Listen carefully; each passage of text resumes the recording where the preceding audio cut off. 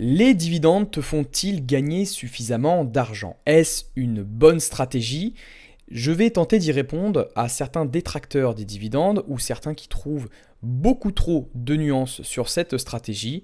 Je vais poser différents constats et je vais tenter d'y répondre et à toi d'être d'accord avec moi ou pas du tout d'accord avec moi. C'est à toi de poser les pour et les contre et d'apporter tes propres nuances et ta propre réflexion à travers cette stratégie en bourse.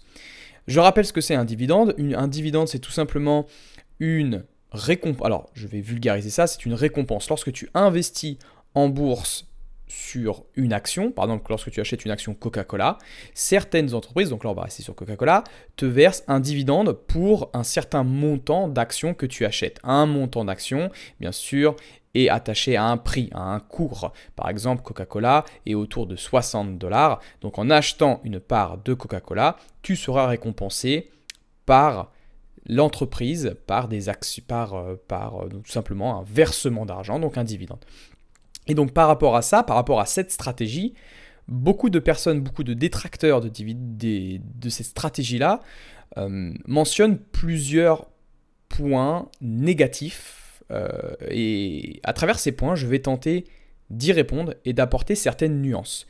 Bien entendu, ce n'est pas un conseil en investissement. Je ne dis pas que cette stratégie est la seule à avoir dans ses mains, dans son portefeuille. Il faut bien sûr diversifier ses stratégies. Je n'arrête pas de le répéter. Par exemple, on peut avoir une stratégie ETF, on peut avoir une stratégie d'action à croissance, on peut avoir une stratégie d'action value, on peut avoir un peu de matière première, un peu d'or, un peu d'argent.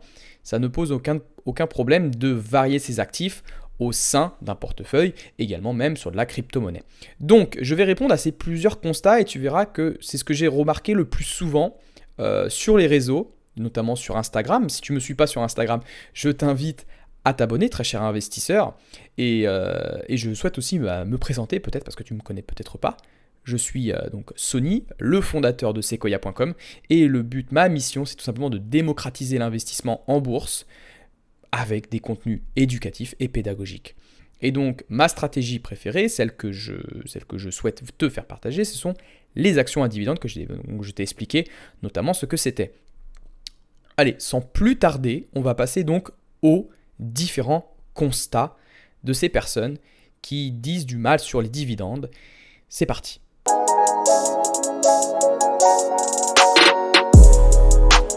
Premier constat, il faut déposer plus de 400 000 euros pour espérer pouvoir gagner un SMIC grâce aux dividendes. Alors premièrement, déposer 400 000 euros immédiatement sur un seul actif financier, sur une seule stratégie comme les actions à dividendes, relèverait d'un manque de lucidité de la part de l'investisseur et aussi un manque de connaissances financières.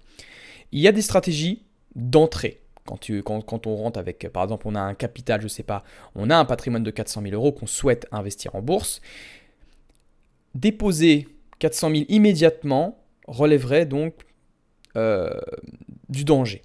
Lorsqu'on investit 400 000 euros, comme je l'ai dit précédemment, il y a des stratégies d'entrée, comme par exemple la méthode DCA, où on peut investir petit à petit au fil des mois, justement pour lisser son prix d'entrée et donc éviter, pourquoi pas, je sais pas, imaginons que tu déposes 400 000 et du jour au lendemain il y a un Black Swan. Quand je dis Black Swan, il y a un événement qu'on ne pouvait pas prévoir, du jour au lendemain il y a tout qui craque, et ben on est bien content de rentrer progressivement. Par exemple, pourquoi pas allouer, si on a 400 000 euros, je dis 400 000 euros, mais voilà, tout ça pour dire que en gros il faut découper en gros son entrée. Mais le problème par rapport à ça, c'est que lui, le constat qui a été fait par rapport aux actions de dividendes, c'est que oui, pour la première année, oui, il faut déposer environ, si on veut dégager un SMIC au niveau, voilà, si on tourne autour des 3% par an, il faut déposer aux alentours de 400 000 euros.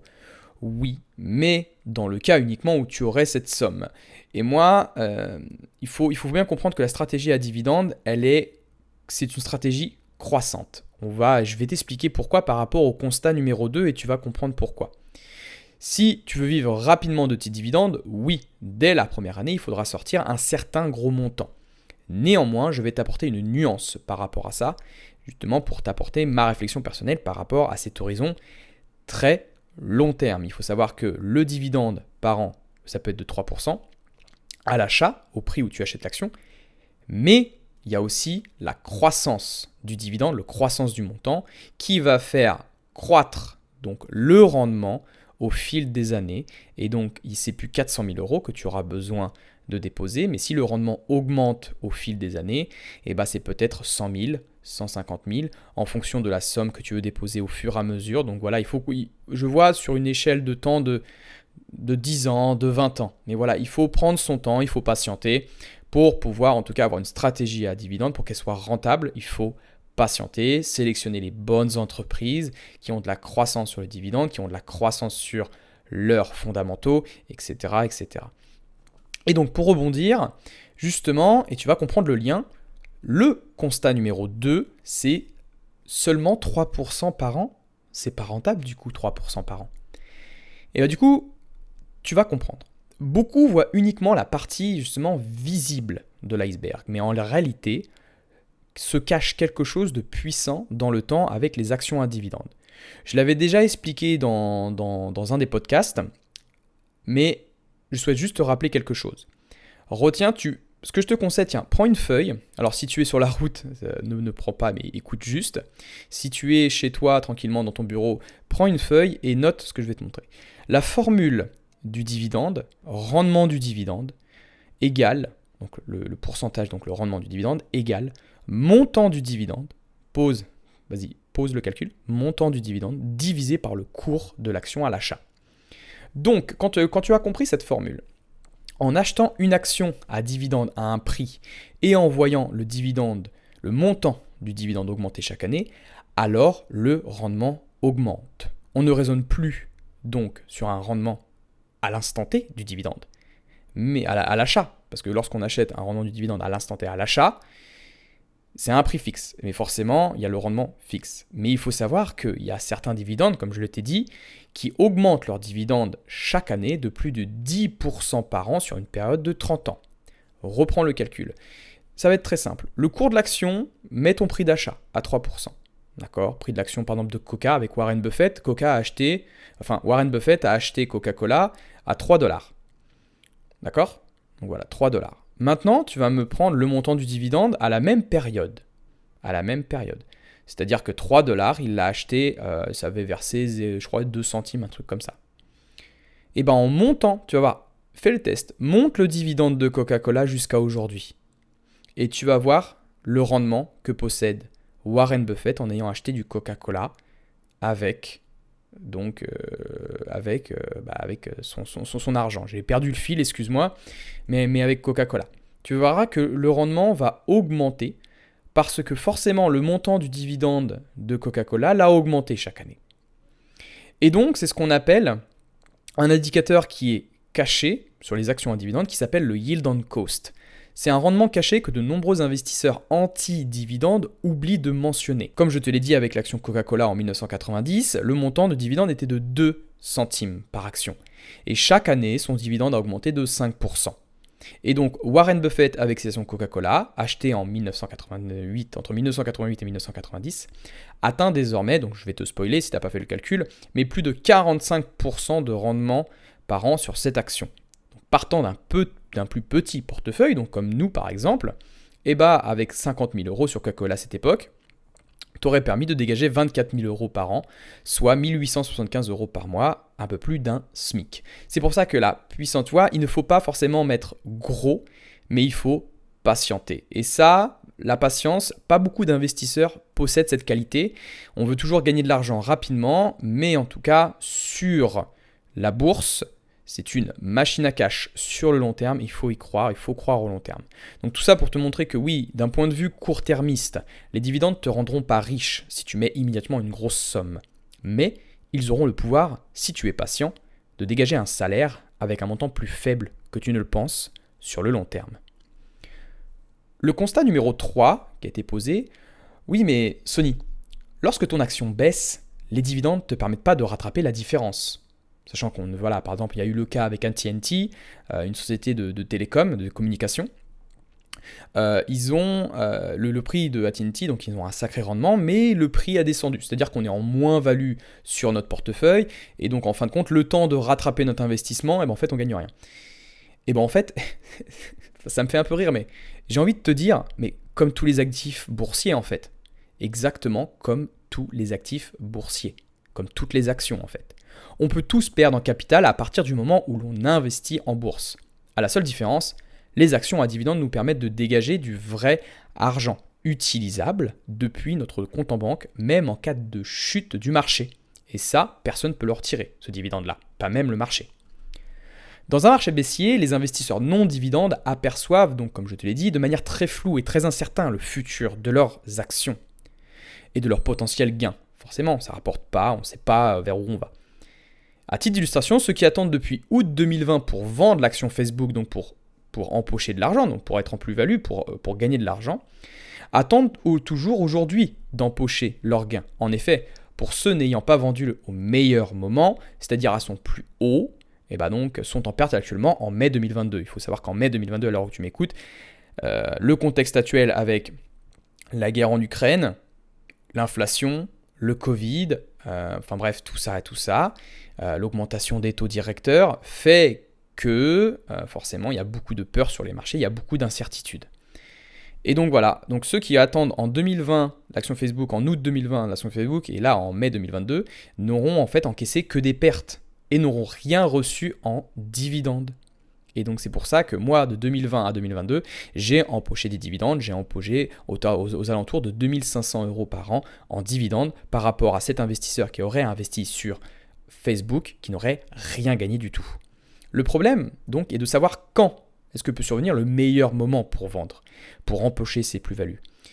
Mais une étude Spiva réalisée sur plus de 15 ans montre que plus de 90% des gérants pratiquant le market timing, c'est-à-dire vendre au bon moment sur le marché, ne battent pas justement les marchés sur plus de 10 ans. C'est-à-dire qu'ils n'ont pas réussi à vendre au bon moment et souvent réalisent des pertes. Les actions à dividendes, quant à elles, se détachent du market timing. C'est-à-dire que nous spéculons pas sur une potentielle hausse du prix, mais nous spéculons sur une date qui a été fixée par l'entreprise, c'est-à-dire sur une date de détachement du dividende. Est-ce qu'on peut parler de spéculation alors ? Non, on parle donc d'investissement, parce que la date du détachement du dividende, du paiement du dividende, est actée lors de l'assemblée. Nous savons quand est-ce qu'on va recevoir notre argent, comparé à Facebook où nous ne savons pas, parce que du jour au lendemain, on peut relativement tout perdre. Et donc voilà la force des actions à dividendes. C'est ça, on voit clairement, si tu veux résumer tout simplement ça, on voit clairement ce que l'on va gagner. Constat numéro 4. Toutes les actions à dividendes ne versent pas des dividendes et peuvent le couper à tout moment. Je suis d'accord sur ce point-là avec toi, c'est vrai. Walt Disney, par exemple, a cessé de verser un dividende à ses actionnaires lorsque le Covid est survenu. C'est un événement qu'on ne pouvait pas anticiper et je suis entièrement d'accord avec toi. Ou encore, l'État français qui recommande aux entreprises de couper leurs dividendes. Nous l'avons vu dans un article, par exemple, je crois que c'est sur Les Échos. Si on recherche bien dans les recherches, on peut retrouver cet article. Et c'est pour cela que pour limiter toutes ces coupures et donc pour anticiper tout ça, il faut bien sélectionner intelligemment les actions à dividendes et prendre des actions qui possèdent un historique de versement sur les dividendes sur de nombreuses années. Forcément, plus une entreprise verse des dividendes depuis plus de 50 ans, plus elle a de chances donc de verser des dividendes encore par la suite, comparé à une entreprise qui a versé aux alentours de 8 années consécutives de dividendes. Et donc, par rapport justement à ces dividendes et à cet historique de versement, nous avons les actions américaines comparées aux européennes, parviennent à être très en avance. En effet, elles ont maintenu leur versement du dividende pendant la période du Covid. Et à titre d'exemple, Coca-Cola, Johnson, Stanley Black & Decker et 3M, donc ce sont différentes entreprises, versent des dividendes depuis maintenant plus de 50 ans en constante augmentation chaque année, et cela sans coupure. À titre d'exemple aussi, j'ai envie de revenir avec toi par rapport à un point, un titre sur mon livre, alors c'était une illustration sur mon livre, mais il faut savoir que l'Europe a coupé ses dividendes de moins 45%, c'est-à-dire qu'ils ont baissé le versement de dividendes de 45%. Aux États-Unis, l'abaissement du dividende a été de 0,01% de baisse sur le dividende. Et c'est là qu'on remarque la véritable force d'investir donc sur le continent américain, c'est que le continent américain, eux, verse des dividendes, mais aussi il n'y a pas le même système de retraite. C'est-à-dire que en France, nous cotisons pour avoir une future retraite. En Amérique, ils sont obligés de se débrouiller tout seuls. Et donc, la méthode, la stratégie des dividendes est une méthode très connue justement pour les retraités, pour ceux qui sont âgés là-bas. Ils vivent de leurs dividendes. C'est pour ça que les entreprises ont tout intérêt à garder et l'État même à encourager de verser des dividendes parce qu'ils le savent, c'est l'une donc, des façons de s'enrichir lorsqu'on a un certain âge et il y en a beaucoup qui comptent dessus aux États-Unis. Constat numéro 5, les dividendes sont neutres et n'enrichissent pas les actionnaires car le montant du dividende versé est déduit du cours de son action. Ce constat, j'en suis sûr, t'en as très certainement entendu parler, c'est vrai. Alors, je vais reprendre ma réflexion par rapport à la chaîne, une chaîne YouTube que j'adore. Alors, je ne sais pas si l'auteur de cette chaîne écoutera ce podcast, mais en tout cas, je tenais à le remercier. C'est Eureka. Eureka sur YouTube, qui est une chaîne extrêmement pertinente. Je t'invite à aller jeter un œil. Alors, pour revenir dessus, d'un point de vue comptable et théorique, oui, tu as raison. C'est neutre car le montant du dividende est déduit du cours de l'action. Pour te faire simple, on va prendre un exemple avec Apple. Alors, le prix que je vais te donner n'est pas le bon, mais c'est pour te montrer l'exemple. À titre d'exemple, Apple, au prix de $100, verse un dividende de 5 euros, d'accord, au mois de septembre. À l'ouverture des marchés, lorsque donc les marchés vont ouvrir, l'action se négociera alors à 95 $.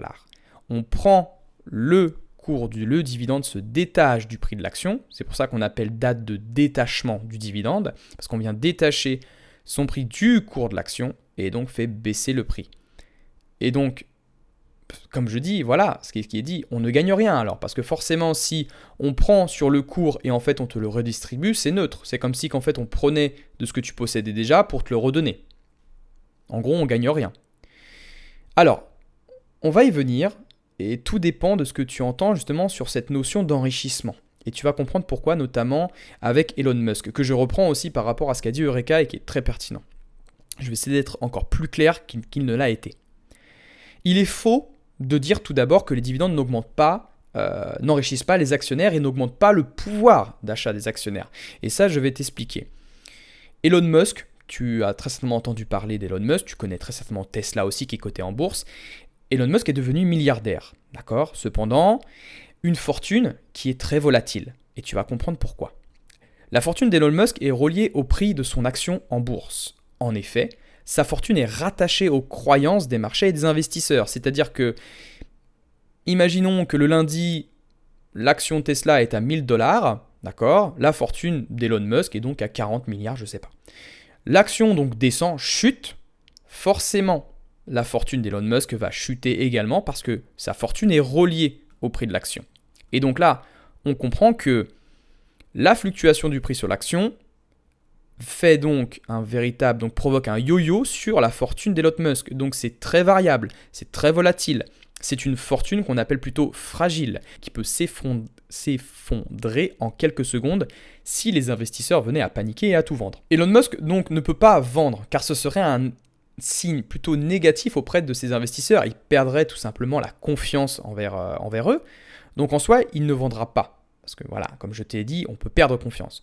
En somme, une large partie de la fortune d'Elon Musk ne correspond pas à de la valeur facilement exploitable et transposable parce que sa valeur est placée en bourse, il ne peut pas la retirer. S'il la retire, comme je t'ai dit, il perd confiance. Donc ça reviendrait à tout vendre. Donc les investisseurs venaient à tout retirer. Donc est-ce que c'est une fortune réellement exploitable, manipulable pour lui, ou est-ce qu'il peut le dépenser comme il le veut, en véritable pouvoir d'achat ? Eh ben non. Et donc je pense que tu commences à comprendre le lien maintenant, dont l'utilité des dividendes.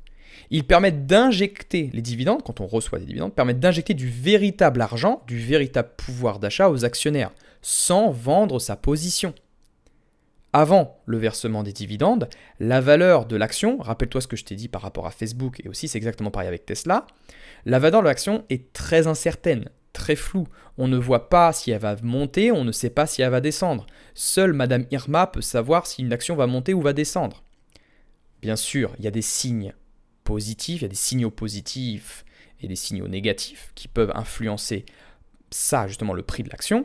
Mais en vrai, en somme, du jour au lendemain, il peut avoir une mauvaise nouvelle, comme on l'a vu par exemple avec la crypto-monnaie Luna. Avant, c'est très flou, mais après le versement des dividendes, les actionnaires possèdent toujours des actions avec une valeur toujours incertaine, je suis entièrement d'accord avec toi, mais ils possèdent en plus du vrai argent sur notre compte, utilisable pour augmenter notre pouvoir d'achat et pour qu'on puisse faire le plein, faire des courses, acheter un peu ce qu'on veut. Et même, pourquoi pas, faire fonctionner les intérêts composés. Ça aussi, c'est important. Donc, d'un point de vue théorique et comptable, oui, le montant de la fortune d'un actionnaire ne varie pas entre une seconde avant et une seconde après le versement d'un dividende. Mais il est faux de dire que cela ne change rien, comme je te l'ai dit. Avant le versement du dividende, la situation de l'actionnaire, donc comme je t'ai dit, tout comme Musk, est très incertaine. On possède des actions, mais elles fluctuent dans le temps. Donc, notre fortune, notre patrimoine varie dans le temps. On n'a rien enregistré encore. Et donc, la valeur de l'action peut changer du tout au tout. Et il peut être difficile de les vendre en période de récession ou de krach. Et oui, si on a un krach boursier qui survient du jour au lendemain, comme on a là au mois de mai 2022, on a une forte chute des marchés. Pour ceux et celles qui possèdent aucune action à dividende, est-ce que ces personnes-là seront assez forts pour garder leur action et toujours garder un système de richesse? Système de richesse, donc recevoir du pouvoir d'achat, recevoir de l'argent réel. Alors de l'argent réel qu'on reçoit, mais exploitable, transposable, qu'on peut se servir par rapport à une action qui n'en verse pas de dividende. En revanche, après le paiement du dividende, une partie de la valeur incertaine de l'action a été transformée en euros disponibles sur un compte en banque. Comme je te l'ai dit, en cas de crise financière, un dividende versé est distribué. Personne ne peut te le reprendre comme pourraient le faire les cours en bourse si on ne vend pas d'actions. En somme, comme le dit très bien Eureka, tout dépend de la définition et du point de vue que tu le donnes au mot richesse. Pour des maniaques de la bourse, non, ça n'enrichit pas car le dividende est comptablement neutre, n'enrichit pas parce que forcément avec la fluctuation, voilà, ça ne fait rien du tout. Mais pour des particuliers, oui, car le dividende est une rentrée d'argent pure et dure qu'on peut utiliser, qu'on peut récupérer à n'importe quel moment sans vendre, comparé à une action qui peut perdre de la valeur, qui peut remonter 10 ans après, mais 10 ans après, entre 1 an et 10 ans, si tu es en baisse et si ça ne verse pas des dividendes, et ben entre 1 et 10 ans, tu n'auras rien reçu, alors que comparé à des actions à dividendes, entre 1 et 10 ans, il peut se passer des versements et on peut avoir de l'argent réel sur notre compte en banque et utilisable. Investisseurs, je tenais donc à finir cet épisode tout simplement voilà, par ce point-là qui a été de nombreuses fois controversé. J'espère que tu comprends ce point de vue, ce système d'enrichissement. Si tu souhaites maintenant me rejoindre et voir un peu plus loin avec moi et commencer à élaborer une stratégie et à commencer de gagner de l'argent en bourse grâce aux actions à dividendes, tu peux aller directement sur mon site internet sequoia.com. Le lien de toute façon est disponible dans la description de ce podcast ou sur cette vidéo YouTube, selon la plateforme sur laquelle tu m'écoutes, il n'y a aucun problème. Et donc voilà, tu peux me rejoindre sur sequoia.com où tu peux commencer à apprendre avec moi sur une formation spécifique sur la bourse et les actions à dividendes et commencer à générer tes premiers revenus passifs qui te permettront à la fois de créer un patrimoine, de créer une nouvelle source de revenus, donc un nouveau salaire, et de créer aussi, de permettre de vivre tranquillement le jour de ta retraite. Et sinon, si tu veux même aller voir encore un peu plus loin, et là où je suis encore plus disponible pour toi, c'est tout simplement me rejoindre sur mon compte Instagram, exactement pareil, le lien est dans la description, c'est sur Sequoia, tu tapes Sequoia. Alors attention, il y a énormément de faux comptes, donc ne te fais pas avoir s'il te plaît. J'espère que cet épisode t'aura plu. Investisseur, on se dit à très vite. Fais attention à toi et bon courage dans tes investissements et que la croissance et le rendement soient avec toi.